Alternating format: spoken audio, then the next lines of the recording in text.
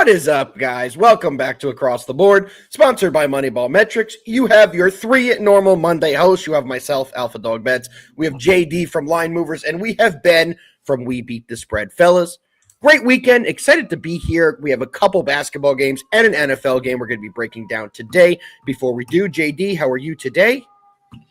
Man, I'm doing great. Sounds like somebody is coming for actually somebody there in the background. But yeah, they're coming for me. Okay. But no, as far as this weekend goes, it was definitely good.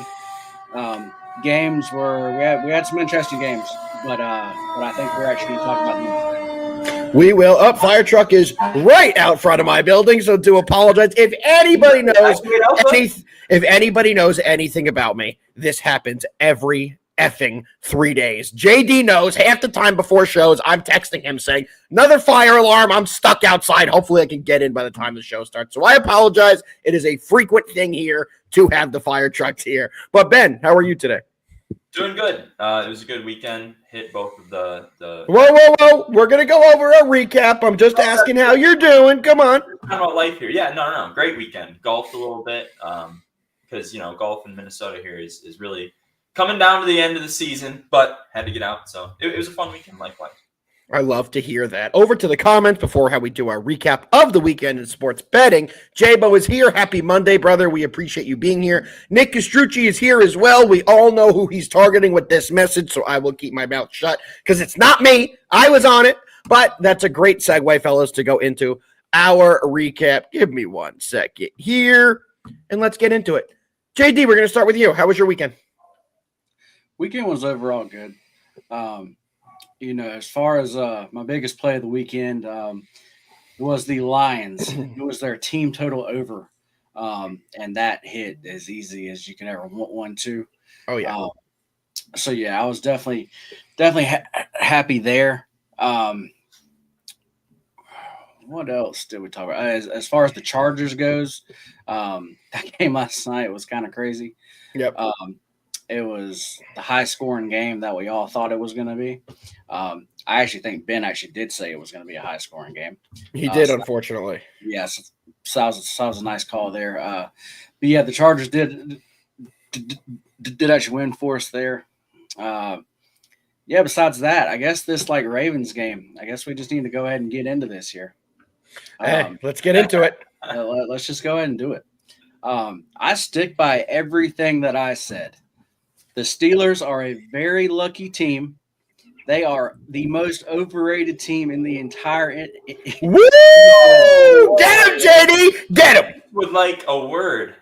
You know who he's talking to right now? Shout out Nick Castrucci. He's talking directly to you.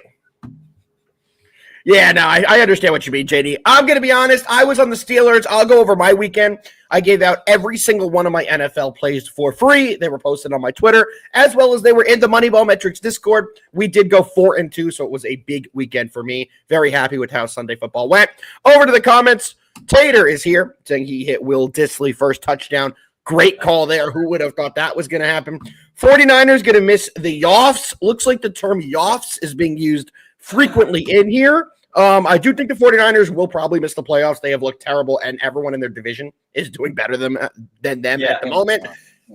Aiden is also saying, crazy to think the Bengals will miss the Yoffs. Y'all must have been talking or something because I've never heard a single person call the playoffs the Yoffs, but you both did it within a 30-second span, so that's definitely impressive. What do you guys think about the Bengals? 4-7. I mean, they're cooked, right? They had to win last night. We're done.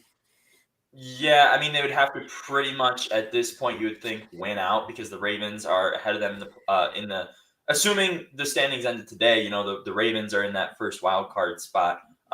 So I mean, they would have to catch up to the Chargers, the Ravens at this point. It looks like, and to do that, they would pretty much have to win out. They have 6 games left, so they have to hope either the Ravens or Chargers start losing, and they pretty much have to win out. I mean, as far as the Bengals to miss the playoffs right now is minus 500. So yeah, that should tell you everything you need to know about that. We're still going to stick to the comments here. Nick is back on the Alpha Train. We welcome you anytime on the Alpha Train, Nick. We appreciate that. Tater, you have me cracking up, not D-Offs. Looks like we have Jamar Chase, who's here as well. If you saw his comments yesterday, you could tell that he was not happy with Zach Taylor. Neither is Vic. Neither is Vic. Best comeback ever. There we go. Fellas, that's kind of going to do it for our intro. You guys ready to get into today's games, break down the current slate? Of course. Let's get into it. First, what we're going to get into is going to be a little NBA action for the boys. First game we're going to be diving into is going to be the Magic taking on the Phoenix Sun. Magic are coming into this game 8-6 on the year. However, they are 1-6 on the year on the road. On the other side, they're taking on the Phoenix Suns, who are at home. They're 9-5 on the year, but more importantly to this game, the Suns are 5-1 at home this season. Ben, we're going to start with you. What do you like in the Magic Sun? Magic Suns. That was weird to say. Magic Suns. Yeah, so this game, I think it's going to be a tough one for the Suns coming off that overtime playoff loss last night. They're now in the second end of a back-to-back. And, the Magic, you brought it up on their road woes and everything, but I do think that will turn around. I know they're still missing Banchero, but Franz Wagner has been, taking over that role to a perfect T. He scored 31 points last game against the Sixers, and he's just been playing really well for them, and they had to because he had kind of a struggling start. Well, not necessarily start the season, but he had a little bit of a lull for a few games, even when Banchero was still in. And last year, I know a big issue was his three-point shooting and kind of just getting going a lot of the time because we saw that he was able to score a lot, but at the same time, it felt like he was just stalling too much. Now, the last few games without Banchero, he's kind of just going off. So he's taken over that role for them. I think that they're actually playing well. And even without Banchero, with that rest advantage on the road, I do think they can kind of overcome their woes and take care of the Suns here. So I'm Magic. It's interesting to see how both teams are currently playing, what form they are in. The Magic are winners of 5 consecutive games here, while the Suns are losers of 4 out of 5, which you would not expect at this time of the year. But the Suns do have a couple big injuries. They will be without Bradley Beal yet again. They will be without Kevin Durant yet again. They will be without Colin Gillespie yet again. On the other side, Ben touched on it beautifully. Banchero is still out, and Wendell Carter is going to be a true game-time decision. This game's an interesting one because these two teams are going in opposite directions. The Suns started out really hot, but after a couple of injuries, they've really struggled, and they're losing pretty convincingly. They only lost by 3 to the T-Wolves last game, but the game before that, they only scored 83 points against the Thunder. They did lose by 16. The game before that, they lost by 23 to the Kings, and 2 games before that, they lost by 10 to the Kings. So they've been in some difficult games for them. I'm going to ride the hot team here. I'm going to be taking the Magic as well. You can currently get it at a 3.5. It's exactly what we're playing. It's not my favorite bet of the day. It's still early in the NBA season, and these are two teams that have a lot going on with them. They're both injured. They're both playing some pretty different styles of play. So give me the Magic, but it's definitely not one of my best bets for tonight. JD, what do you like? Yeah, man, you just said that really, really well. The Magic, they just cannot seem to lose. They're actually playing some great ball. They're playing some very low-scoring games. Then on the other side, you have the Suns, and they can't seem to win. And actually, just like we actually talked about last week, the Suns are actually playing some more they're actually playing some actually higher-scoring games. So just like you said, man, these teams, one's going this way, the other one's going the other way. For me, if you look at their ATS records on the road, the Magic are only actually 1-6. Yeah. But then again, you have to look at the Suns. Exactly. Suns at home, they're only actually 1-5. Yep. But do have to say at actually home, the Suns on the money line, they're actually 5-1. This Magic number is going up. It's been going up all actually day. I see it's up to -4 and actually a lot of spots now. I'm not really sure. The only thing I would do here would actually play the Suns, but I would wait and see this number just to keep going up and up. I'm not sure that I will, but if I had to play the game, that would actually be it though. Yeah, I definitely feel you on that. Let's go back over to the comments. Tater is saying he likes the under on whatever Booker is on. Let's pull that up here. Let me see if we already have a line on that, just so we can break that down. We do not. We do. I lied. No, we do. 27.5. We do. 27.5. It's juiced on the under. That's kind of high. That is kind of high. I would lean on that under as well. I definitely like that. Logan is saying, what's up, guys? Another day, another dollar. He passed out right after the half, woke up to 2 parlays cashing. That's what it's all about, Logan. That's what the MoneyBall Metrics Discord brings. Vic is saying he needs whatever the hell I am on. Little Dunkin' iced coffee, baby. Little Dunkin' iced coffee. That's all we got over here. KO Locks is saying, make sure you guys check out the Moneyball Metrics Twitter page. Guys, Moneyball Metrics is posting a great breakdown every single day of the injury report for prop betting. So you guys must check that out. I absolutely love that Moneyball Metrics is doing that. It's great information. Make sure you guys do check that out. And Joe is here, hopping in a little late today, brother. We usually see you a little earlier, but as always, we do appreciate you being here. What is up, my friend? Fellas, we're going to move on to the second game of the day that we're breaking down that I like a lot more than the first one, which is going to be the Golden State Warriors, who are coming in 10-2 on the year, 6-1 on the road, going to the Clippers and taking them on, who are 7-7 on the year, and they are 4-4 at home. Over to the injury report. Steph Curry is a true game-time decision. I am hearing he's probably going to be giving it a go. Kevon Looney is also a game-time decision. Same with Lindy Waters. DeAnthony Melton is going to be out for them. On the other side, Kawhi Leonard, shocking to absolutely nobody, is out yet again, as well as PJ Tucker. JD, we haven't started with you. What do you like in this one? You know, on this game here, I really don't actually have much. As far as actually Golden State, they've been playing very well. As far as actually like cover teams, they've been doing extremely well. As far as on the road, I believe they're actually 6-1 now. This Clippers team, we actually talked about it, I think a couple weeks ago. We said this is not going to be an actual bet on team yet. And now I think they're coming off. I think they've lost their past 4 games here. Yep. I believe they played last night too. I believe they're on the back-to-back. They are. So as far as that -4.5 here, as far as actually Golden State, I would have to lean there. The number isn't for actually me. It's just actually not quite right. So I'm going to pass. I get that. Kind of, because I'm all over this one. I'm taking the Warriors, guys, by the 4.5. I absolutely love this play. I know we have a couple potential injuries for the Warriors, but I do think that they will mostly go in this one. Another good thing I like to look at is rest days. The Warriors last played on the 15th. Today is the 18th. This will be the 3rd day since they played Memphis. They've had a ton of time to rest, get right, and get ready for this Clippers team. Besides that last win for the Clippers, they have struggled pretty mightily, and I do think we will see that here. The one thing I want to say is, though, the Clippers did win game 1 of the series. They did win by 8, but I do think the Warriors even the series here and get it to 1-1 on the regular season standings. Give me the Warriors. As JD put perfectly, they're one of the best cover teams in the NBA. They're currently covering games at 75%, which is second in the NBA, only behind the Brooklyn Nets, which I know I said this last week. If you ask anybody who isn't looking at these numbers daily, I guarantee you nobody would think that the Brooklyn Nets are the best cover team in the NBA. But here they are, continuing to cover games.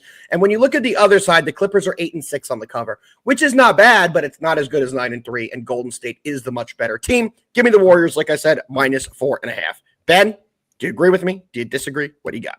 Absolutely. I'm all over the Warriors here in this spot as well. And you know what? Steph Curry, I know he has that knee injury, but even if he doesn't play, they're 3-0 without him in games this year. So I really think that even if he doesn't play tonight, I still think they're a pretty good play. I think they've made some perfect moves, even with letting Clay go, just who they've brought in and who they've allowed. The young guys have really stepped up for them. Brandon Podziemski, and now they have Trace Jackson-Davis playing really well. Like the young guys, this is the Warriors team that I think everyone wanted to see last year, and they're playing like that so far this year. They're still 3-0 without Curry. So whether he plays or not, honestly, I'm fine with it. And the Clippers are just an absolute shambles right now. Like Kawhi still has yet to play this year. Paul George left in the offseason. Those were their 2 highest scoring players from last year by far. They were the only 2 players on the team averaging over 20 points a game. And then the next guy behind that was James Harden, who was averaging 16 points. And now you're asking James Harden and Norman Powell to be the leading scorers on your team. I just don't think that, we're going to see that much from the Clippers. Maybe when Kawhi comes back, in a month or however long, like no one really knows right now. But I just think that these 2 teams are in completely different spots right now, and you have to take the Warriors here, especially with the Clippers being on a back-to-back. Yeah, I agree with you 1,000%, bro. I just think that definitely has to be the play here. And I mean, like you said, this Clippers team just hasn't been performing. They don't have Kawhi. They do not have Paul George, who has left them. But this team, to me, is just not going to be a great team. I think they're going to be a fade team all year long. So I agree with you. Let's get it. Let's cash that play. Back over to the chat. Diamond Dog is asking how long till the Cavs lose. JD, we were talking about this pre-show. And I like exactly how you put it. How you said how many games you think they're really trying to get to before they let go of the streak. I'll let you take it. Yeah, I mean, as far as the record goes, I believe to tie, I believe they have one more game. Then to break it, I believe they have two more games. So I think they have a good shot of actually doing that. Then after that point, I'm basically going to wait, just actually wait like until they finally lose. Then when they lose that first game, I'm going to go on a streak of probably fading them. Yeah. Because once they lose that first game, they're going to just come back down to earth. And as far as the value on them, they're going to be overvalued still. So that's going to be a great time to then actually go like against them. So you don't think they have a chance to go 73-9 like the 16 Warriors? Probably not. I will say they do play the Celtics on the road tomorrow night. That could easily. That's a tough one. Yeah, that could easily be it. They actually play the Celtics twice in the next 6 games. So, yep, yeah, absolutely. And Ben, when I did hear you go over this game, you mentioned a lot of players. You didn't say anything about Ivica Zubac, which I'm pretty sure is Russian for gets rebound. The guy's been doing great at getting rebounds this year. He's been a good player for them, and he's quietly had a pretty decent career. He's been there for a very long time now, and he's one of the strengths of this team. I do think he may have a pretty decent rebounding game if Kevon Looney is banged up. So if you guys are interested in props, I may take a look at that later, but I will post in the Moneyball Metrics Discord if I do decide to make that an official play. So make sure you guys are in there and keeping track of what we are posting and what we're putting out there. Let's keep it moving, fellas. We are actually going to be going now to college basketball. We do have one game we're going to be breaking down today, which is going to be the Gonzaga-San Diego State game. Gonzaga is coming into this game 3-0 on the year. They're ranked 4th in the nation, taking on San Diego State, who is 2-0 on the year themselves. They may still be 4th in the nation. We will find out soon because the rankings will be changing any moment now. But taking a look at the opponents, San Diego State has played probably nobody that you guys have ever heard of. They beat the San Diego Tritons, as well as, this is a tough one. I actually have to click the name of this team to find out what it is. And it's the Occidental Tigers.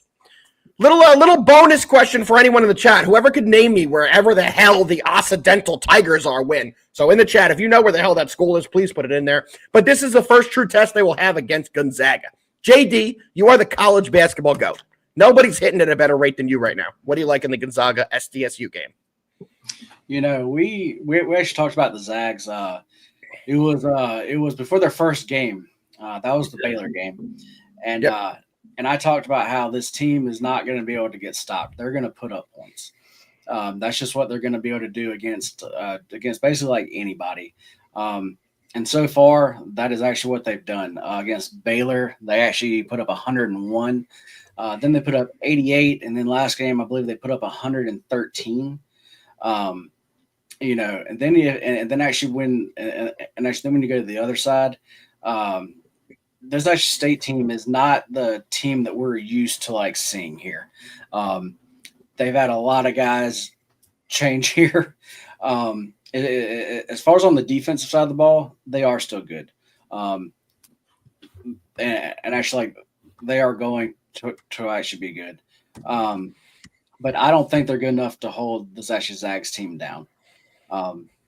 And this total, I'm not shocked by it. But it's at what, 150 or so, 151? 151 and a half. 151 and a half now. Yep. All right. So it's starting to actually go back up some. I don't know if I'd play the full game over, but the Gonzaga team total over. For games they're going to play this year, this is probably one of the lowest you're ever going to see it. I need to look. Maybe their first half actually team total over could be a better look, but I need to check and see what that number is. I have not made a play on actually this like game yet, but I'm going to be on them in some type of way here. I have Gonzaga's full game is, I believe, 86 and a half. Let me see here. 80.5. I apologize. 80.5 is going to be the full game team total. I'm trying to find here the first half. First half Gonzaga team total is 38 and a half. That's kind of low. What do you think?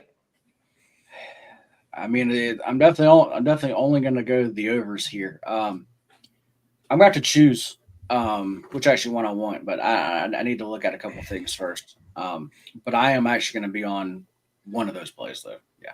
There we go. I'm going to be telling you, I think the team total is the best play on this game. I'm going to be taking the first half. I think that's the right play here. The over 38.5. You don't have to worry about the blowout factor if you're playing only the first half. I know this is normally a bet that sounds like it's coming from JD and not from Alpha Dog, but I'm here. I'm taking the first half over 38.5, and I think that is definitely the best play on this game. Ben, what do you got? Oh, and by the way, before we go to Ben, a lot of you knew where that school was. I'm very impressed. Well done for all knowing that. Ben, what do you got? Yeah, I really think that this is a tough game because, Gonzaga has the chance. And I remember when we covered them before Baylor, and I know I think we all agreed, at least we all took Gonzaga in that game.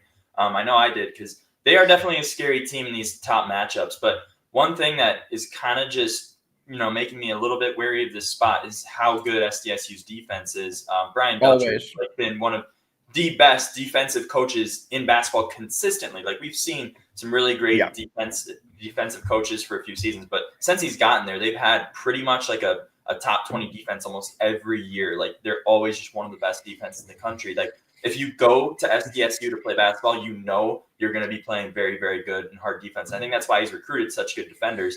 And the one thing in this game I am going to take SDSU plus 11.5. However, Miles Bird is questionable, and he's like one of their best players. So I think that's going to be kind of something that you got to watch out for. He was limping a few days ago at practice. He didn't have his boot on anymore, but it's something to watch out for. So it's a lean for me to take SDSU plus 11.5. But Gonzaga is just so scary. Like last year, the team they lost to in the tournament was the team that ended up going to the championship, Purdue. And this team is pretty much the exact same as last year, but they lost Anton Watson. Who did they replace him with? Khalif Battle, who's, by the way, in his 6th year of college basketball. Like, he's been around too. He's been around, and he's been in the transfer portal a lot. Gonzaga for his 6th season. And other than that, they pretty much have the same team from last year. So Gonzaga is very scary, and they're a team to watch out for. JD and Alpha both made great points about their offense. I just think that SDSU will be able to slow this game down. It's what they do. They slow down even the best offense in the country. They do it time and time again the last few years. So if they can make this a slow, like, grinded out game, I will absolutely take 11.5 points because you're just asking for them to stay within double digits. I respect it. Let's see the team total cash for Gonzaga, and let's see a closer game. That way we can all win on this one. Yeah, anything to add? I think last year, they actually beat the Zags. I want to say they beat them by like 10 points. Did they? Let's see. But I actually think that was last year. They beat them at home. They beat them in Gonzaga in Spokane by 10 points. And I believe that game was still a decently high scoring game, right? It was 84. Or sorry, not 84. Yeah, 84-74. Okay, yeah. So yeah, I mean, I think that they can keep it closer. I mean, actually like semi-close here. There's why I don't want to lay those actually points. But I just know from actually previous years that they are willing to kind of run some. I mean, not really go out and run, but not play. So I think that there's definitely a way that actually like we can all that actually we can all actually win here. So, and that's what we're looking for. All three of us to win, and that's what's going to happen. So I'm excited to break this one down tomorrow when we go over our recap and see how we did. But, fellas, we have one game left we're going to get into, and it's the game everybody is probably waiting for. Unfortunately, it is an absolute disgusting Monday Night Football game for the Battle of Texas. We got the Texans. We got the Cowboys. Total coming in at 41.5. Texans are favored currently by 7. Ben, what do you got? Yeah, so I don't know. I mean, it's kind of like just a moot point here because I think a lot of people are going to be on the Texans tonight. They already look like public heavy favorites.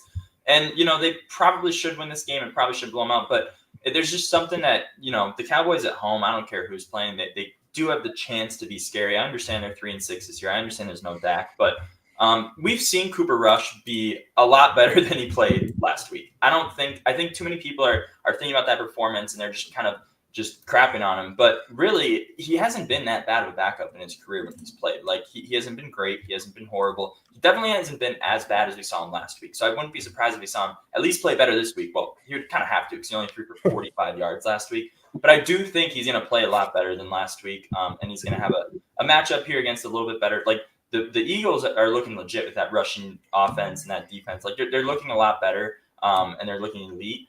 I think that the Cowboys will score more points than last week, obviously, and I think they have a chance to sneaky backdoor cover. But the Texans have been a great first half team. We saw it last week. That was the best example of their season, where they got out to a huge first half lead against the Lions, who are looking like the best team in the NFL right now, and they kind of collapsed in the second half once their defense was able to be picked apart a little bit. And I think we could see some of the same in that in this game. So I'm going to take Texans first half -4.5. I think they're going to get out to a good little lead in the first half, and the Cowboys can maybe make it interesting at the end of the game. Well, here's a fun little stat for you from my guy Joe. Who knows if he's right or not? I mean, I trust him. He's been pretty accurate in here, but he's saying the Texans have covered the first half in 8 of the last 9 games. That backs up everything Ben just said. So we love to see that, and I have a feeling we know where our friend Joe is going to be going and who he's tailing on this game. Before I go over what I like in this game, David, our guy David, who's here all the time, cooked up a parlay. He has a 6-leg Monday parlay. Houston first half money line, second half money line, Texans -3 full game, Joey Mixon over 70 rushing yards, under 47.5 in the game, and CJ Stroud over 200 passing, plus 532. I think that's an awesome play. David, I know a couple shows I was on last week, you dropped some banger parlays in there, so I hope you stay hot, my friend, and let's cash another one. I'm going to dive into this one, guys. I'm taking the under here at 41.5.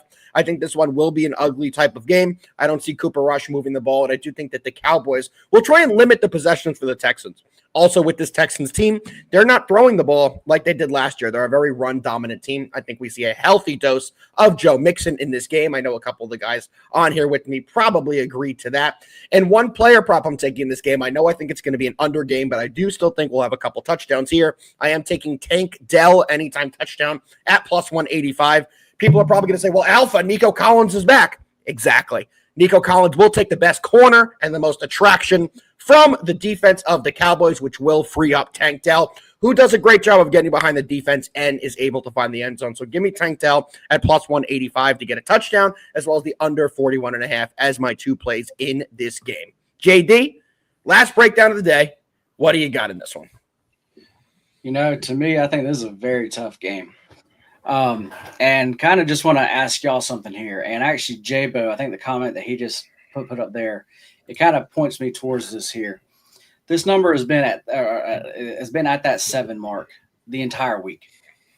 Everybody is on the Texans here. Like, that's just It's a very public side, and it's a very public teaser side. It is yes, and the books have not moved off of this number whatsoever.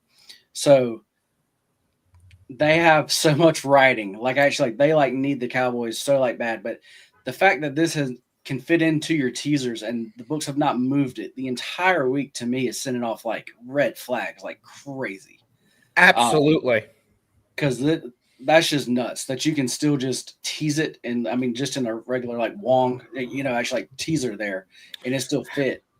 Who would you find the partner, though? Who would you find the partner for the teaser? So you would tease it down, I'm assuming. So you'd bring the Texans down from a 7 to a flat 1 and a 6-point teaser. But then what are you going to do with the other 6-point leg? Are you thinking about teasing the total? Because one thing that's in the alpha playbook that you should never do is tease the same game in 2 different ways, especially teasing totals. Because historically, totals are either going to go comfortably under or comfortably over. Usually, the teaser doesn't affect if you're going to win it that way. So what are you looking to tease that second leg with? Well, see, that's why I'm definitely not, because a lot of people they actually teased yesterday's games with actually this game. That's what I'm saying. The books have so much writing on the Texans here. It's true. They need the Cowboys so bad, but like I said, they won't come off of that number though. So for me, I could not play the Texans here. As far as the Texans bless you. God bless you. Thank you. As far as the Texans in the actual first half, actually seems like a great play. But anything full game, I just could not get on them here. With that being said, the Cowboys, I am not going to back them. They haven't shown me anything. It's a hard bet. As I was saying, just the way the line is and just how everything's gone this week, this just seems like a very weird game, and we could see something very weird happen. So I don't think the books know what to do with the Cowboys. They get them wrong every week. The books seem to be off on the Cowboys spread every week by 15 points. Either they think they're going to demolish someone or they think they're going to get killed. And it usually happens the opposite of what they're projecting. But I agree with you. I do think it's a little fishy. That's why I wouldn't touch a side. Also, currently the line on FanDuel's moved to a 7.5, so it has a slight movement to the Cowboys. I wouldn't touch any bet at a 7.5 on a minus side. On a plus side, I'm sorry, for this Cowboys team. I just don't trust this team at all. They have Cooper Rush back there. He has not looked even serviceable since being in there. To me, I just don't think you could do anything with it. You know, as far as a bet, though, I actually had to cook up something here for y'all. And I came up with you can get Joe Mixon to actually score, for him to actually score an extra touchdown. Then for him to go for 60-plus rushing yards. And you can get that at like minus 125. I like that. And I think that as far as his rush yards, I think they're set around like 85 or actually so. I think there's a good chance actually like he goes over that. But just to kind of play that a little bit more safe. I actually think that's a solid bet. So that line's running. It's up to 89.5 on FanDuel. Wow. So if you do like the over, take it soon, because usually the game script with this Texans team is to pound the rock, and they've done it all year long. So I definitely understand why people are betting the over. What is one of the issues with the Cowboys? They can't effing tackle. They just can't. So I definitely understand why you would want to play that over for sure. Fellas, it's going to do it for the breakdowns of today's game. We went over some college basketball. We went over some NBA. We went over some NFL. But there's still a couple things we do on this show, and everybody who's tuned in, I'm assuming you know what we're about to get into. Before we do best bets, I do have to go over the countdown to our Black Friday sale. Make sure you guys are tuned in to the Moneyball Metrics Twitter account. There will be a pinned offer later today of the best promo they've put out so far. So make sure you guys are tuned in. There's a big promo coming today. It will be pinned on the Moneyball Metrics Discord or Twitter. I apologize. It will be on the Twitter. Guys, now it's about that time. We go into our best bets of the day. Ben, you got one, you got two, you got three. How many do you have for the people? And kick us off today. I have 3 today for you guys, and I will be starting in. I had to double check the line I had on it. I will be checking in the NFL because I said minus 4.5, but you can actually get first half minus 4 in a lot of places. So Texans first half minus 4. Who was it that said it? Joe? Yeah, it was Joe. Yeah, Joe brought it up perfectly. They've covered the first half in 8 of the last 9 games. They are getting Nico Collins back, and I just think that they're going to be too much for the Cowboys in the first half. But as JD brought up, we could see something a little sneaky in this game, a little backdoor cover or something. So I like first half better. And then Joe Mixon. I didn't cover this when I was breaking down the game. I'm taking his over 86.5 rushing yards. I think this is a perfect game for him to get back on track after last week. He had only 46 rushing yards and 25 attempts against Detroit. But they're one of the best rushing defenses in the NFL. Like, he had a bad matchup there. And with no Nico Collins, they were just able to stack the box. If you're going to be putting 8 in the box, if you're going to stack the box tonight, you are going to get absolutely torn apart by Nico Collins and Tank Dell, who haven't been healthy for a full game together since week 3. This is the first time we're seeing them healthy in the same game since week 3, fully healthy. So I do think this is a game where they're going to have to put some defensive, presence in the backfield, and that's going to open up the field for Joe Mixon. He's had 100 or more rushing yards in 6 of his 8 games this year, and he's only missed it in 2, including the one last week. That's a very good rushing defense. The Cowboys are 31st in the NFL in rushing yards per game allowed. I think Mixon absolutely eats in this game. And then Warriors minus 4.5. We already covered that one quite a bit, so I'll just say I love the Warriors in the spot tonight. I love that out of Ben. I'll quickly go over this. And David, don't do this to me on a Monday morning, brother. Please, I will scream at this microphone for 4 hours talking about this Giants team. Everything you're saying is accurate. They're the worst franchise in the NFL. They have the worst general manager in the NFL. I don't have an issue with the Giants paying Danny Dimes years ago and not re-signing Barkley. The Giants were never going to be a running back away. Let him go compete for a team that's actually competing. The Giants have no offensive line either. But with that being said, the Giants are absolutely abysmal. The Jets used all their cards as well. They fired Saleh. They brought in Devontae Adams. There's nothing else they could do. They've already made their bed. It's time for the Jets to lay in it and eat whatever the hell happens to them for the rest of the year. They're closer to battling for the top quarterback in the draft than they are for the playoffs. And that's a terrible thing for this Jets team who had hope for the first time in my 32 years since I've been on this earth. David had to get him going on a Monday morning. That was me being tame. That I could still go for another 2 hours. I'm going to go into my best bets, guys, so I don't have an aneurysm on camera. My best bets are going to be the Warriors minus 4.5 and also the Tank Dell touchdown at the plus 185. Love those two plays. JD, what do you got for the people before we get the hell out of here? Yeah, going with this actually same game parlay here, getting updated odds for everybody. Here on FanDuel, you can get a Joe Mixon touchdown along with 60-plus rushing yards at currently at minus 125. For me today, from out of these games, that is going to be it. Light work. Well, here it is, guys. Get your phones out. Take your screenshots. Ben, did you have anything to say? Did I cut you off? I'm sorry. Nope. Oh, well, I must have heard something about yours. Well, there you go. You guys can see everything here. I'm on the Warriors and Tank Dell anytime. Line Movers is on Joe Mixon anytime and 60-plus rushing yards. And We Beat the Spread is on Texans first half. Mixon over rushing yards and Warriors minus 4.5 with me. Fellas, it's been another fantastic show. Everyone in the comments, except for David, who's getting me riled up about the Giants, we appreciate every single one of your comments. Even you, David, I appreciate it as well, brother. You guys have been fantastic. There's no ghost here today, Nick. There's no ghost. My TV is not turned on. We're doing fine. And yet again, guys, it's been a great day. JD, we have a big night tonight. Let's cash all our bets. Say goodbye to the people. It is the start of a brand new week, and we're going to have a big week here. And I hope that everybody is here with us, and let's fucking win. Manifest it, JD. Manifest it. Good things will happen. Ben, you're already smiling, but I'm going to hit you with a curveball. Give the people some words of wisdom before we get out of here. I have none. JD put it perfectly. I have no idea. Goodbye, everybody. We'll see you tomorrow. Ben let all you down, but me and JD did not per usual. Same time, same place. We appreciate you guys. Peace.